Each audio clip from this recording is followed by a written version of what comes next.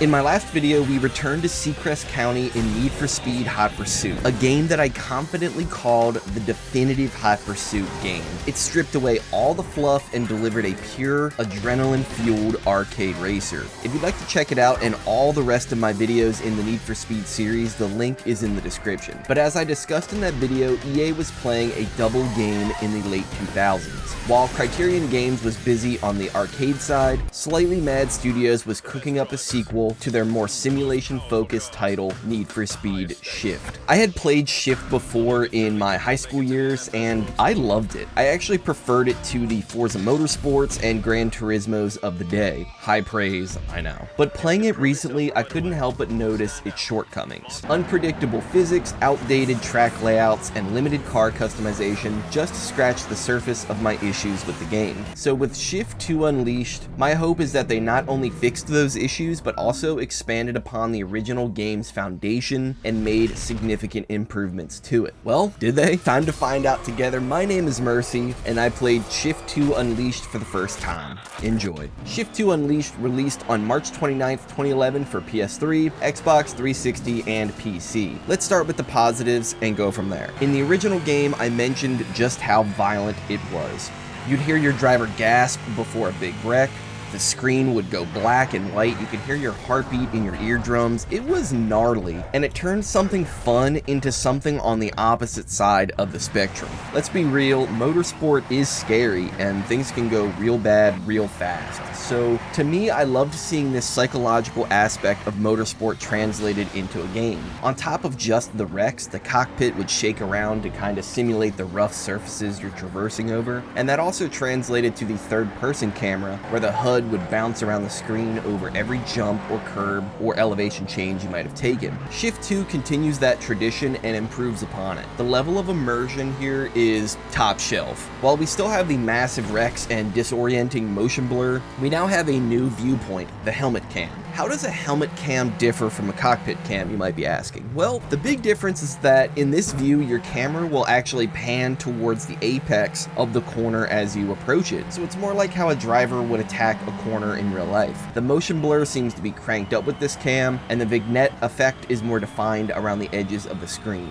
This has to be the first example of a helmet cam like this. It's insanely immersive, but I will say it has a learning curve. I'm so used to static cockpit cameras and static hood cams that something dynamic like a helmet cam is going to have a learning curve. The big issue I had during my time with it was I just found it hard to judge exactly how wide my car was and where exactly I was on the track. If I'm sitting in a left-hand drive car and taking a left turn, this is amazing. Same goes for right-handers in a right-hand drive. I can very quickly see where I'm at in relation to the track, and I found myself leaning my body into corners. But those opposite turns were a totally different story. Not only was it a positional thing, I also had issues judging the level of grip of the car or gauging how fast or slow I was going through a turn. I'm not physically sitting in the car, so I can't feel, the tires chattering, for example. So you need visual and audio cues to kind of gauge how you're doing. If the rear of the car is slipping out from under you, the camera doesn't kind of change direction to sort of convey that to you, and this ended up in a few spins. More commonly though, in my experience, I'd start to hear the tires screeching and think, ah crap, I better let out the gas a little or I'm gonna spin. And well, that didn't really happen. I just ended up slowing myself down when I was perfectly okay to keep pushing. With that in mind, I just couldn't make this my main camera, but it is very immersive, and as far as I'm aware, this game was the first to have a helmet cam that panned towards the apexes, which is a super cool feature. Good on you devs, but I'm not into it. It's not how I would look at the corners myself, if that makes sense. But for next level immersion, look no further than Shift 2's night races, which were absent in the first game. This might be the darkest racing game I've ever played. Try running a lap or two on the Nordschleife with no HUD in the helmet or cockpit cam. It is crazy dark. Here, I want to show you this short clip of me in a GT3 car so you can kind of get a real feel for this.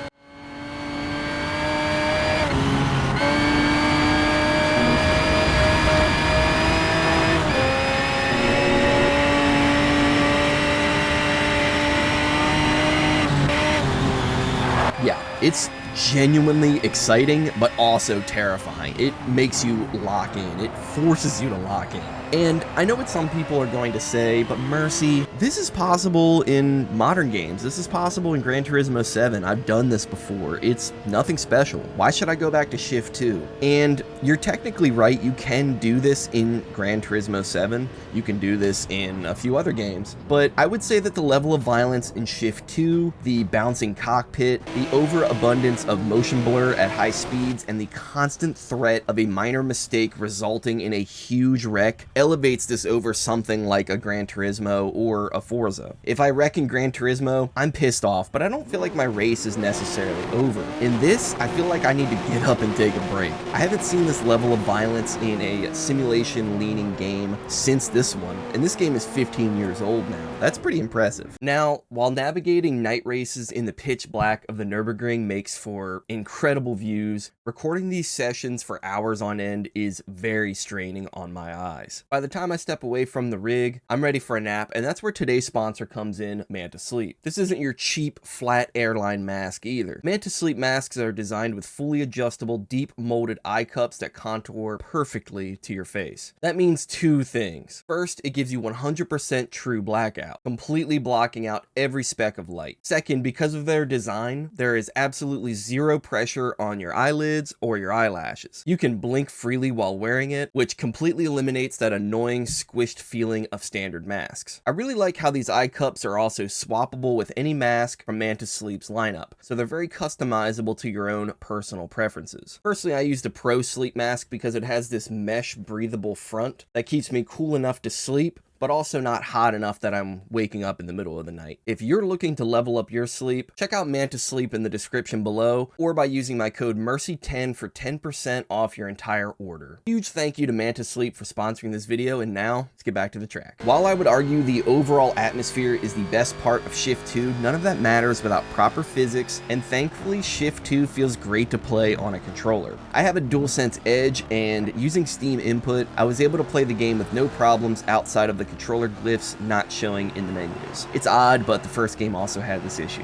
Holding the line on a controller can be difficult sometimes, but it's totally doable. Shift 2 has a very similar handling model to the first game, where it's not quite a simulation game, but it's also not an arcade title. I would say it leans more simulation though. You need to push the car further beyond where you initially think its limit is. If the tires are screaming and the car is sliding out off the apex on exit, you're doing it right. It might look like you're going to oversteer and spin out, but I promise you, keep your foot in it and send it. It's definitely odd if you're coming from other Simcade type titles, but once I got past the quirks of Shift 2, it was pretty smooth sailing. My two biggest issues with the physics in the first game have thankfully been fixed here in Shift 2. The first one being the overly slick curbs, where even just slightly accelerating on a curb could result in a spin, or if you weren't punching the throttle, the car might get light and understeering. That was the problem in the original game. The physics were just so unpredictable. You never really knew if you were going to get loose or get tight off the curbs. It got to a point where I was avoiding curbs entirely in Shift and having to drive tracks differently than I would in other games. I was afraid to push the car, but that thankfully isn't an issue with Shift 2. The bouncing bug from the original is also fixed. If you're not familiar, something as simple as a slight elevation change or slight contact with another driver could result in a ridiculous bug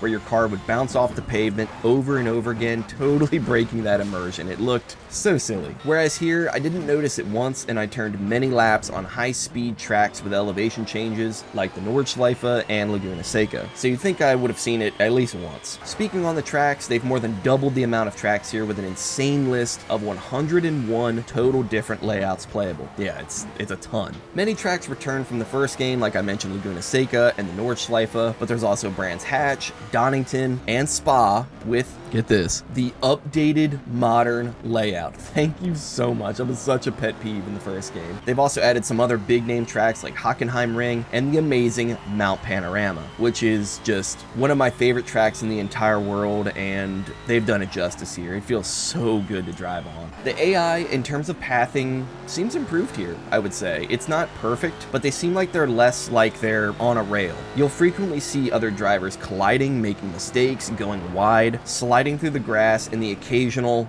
big one. I like this kind of thing. I mean, mistakes are something you would see at an actual race, and it helps immerse reverse you when it's time to slow down to dodge a wreck, or get caught up in someone else's mess. I guess the only complaint I had with the AI pathing is when I would approach a lap car, they'd quickly snap off the racing line and go wide, even if that meant driving into the grass. I appreciate them getting out of my way, but it's comical seeing this. It's unrealistic and it breaks that immersion, which I would say is Shift 2's strongest point.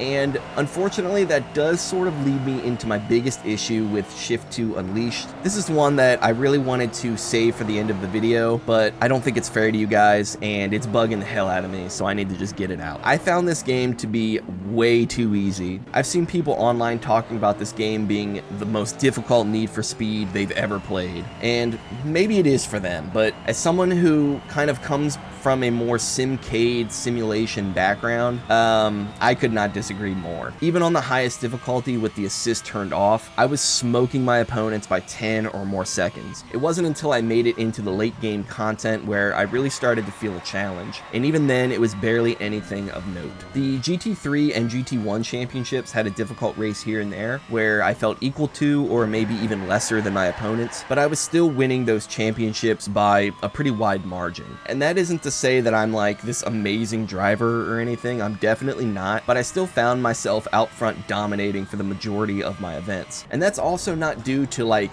building out an overpowered car either. I barely tuned any of my cars beyond just a few basic upgrades. For example, I had one car, it was some Porsche, I don't remember the exact model, but it would redline on the front stretch at Road America. That's a track with very long straightaways, and so I would make the gears taller. That's it. I didn't engine swap, I didn't do anything else. This is just the most basic stuff that you can tune on your car, so it's inexcusable to me why this game is as easy as it is. In the original Shift game, they would throw cars at you, and there are plenty of events where you would have a pre-tuned preset car from a list, and then they would just throw you out into the race. It kept the game balanced, even if it did limit your own customization and progression with a specific car. And the problem with Shift 2 is that it's almost like they give you too much freedom to show up to a race with a very fast car and dominate. And there are, of course, limits to each class you show up to events with, so it's not like you can show up to a vintage race in an R35 or anything like that. But I just found that I would buy all of the upgrades I could for my car and show up to the track and smoke everybody. And like, I'm not saying that I made my car, super overpowered intentionally. It's just that the event would have, say, a car rating limit of 1,000 and the base car would be 800, so I would get it up to that 1,000 and then send it out, and I'm just smoking everybody. I just don't think the game scales the enemy AI to your car's level of performance, or at least I don't think it does, so unless you're planning on just hot lapping in this game, it gets boring very fast, and no amount of immersion can save it from itself. And unfortunately, I could sit here and I could talk about the improved car customization, the introduction of real motorsport drivers like Vaughn Gittin Jr., which is very cool, the bigger car list, and all of the other ways Shift 2 is better than the original Shift, but what's even the point? This game should be, by all accounts, better than the original game, but due to the lack of difficulty, it's just not, and that's a real buzzkill. I want to love this game, and maybe on my next playthrough, I'll install a mod to up the difficulty even further, but I shouldn't have to do that. I play these games as vanilla as possible just in case someone decides to pick this up on console. I don't want to mislead them into thinking this game is better than it actually is. And just for my own personal experience, I want to see how the game is as is. I don't want to mod it if I don't have to. And don't get me wrong, this game does have many good things going for it. It could be phenomenal with mods, but I just cannot recommend it in its vanilla state. Maybe you'll find it more challenging. I really hope you do, but for me, I'm done with it. Instead, I'm going to move on to the next game on our list, Need for Speed The Run. This was EA Black Box's final game in the series, so if you want to see if they went out with a bang or not, get subscribed so you don't miss that video. Enough about me though, it's time to turn it over to you guys. Was I too harsh on Shift 2 Unleashed? Was my experience similar to yours, or did you find this game as difficult as other people have said online? Let me know in the comments. I try to read every comment posted. Before I go, a huge shout out to my highest tier Patreon member, Arcade Racing Central, as well as all of my supporters over on Patreon. You guys are awesome. My name is Mercy, and as always, have a good one.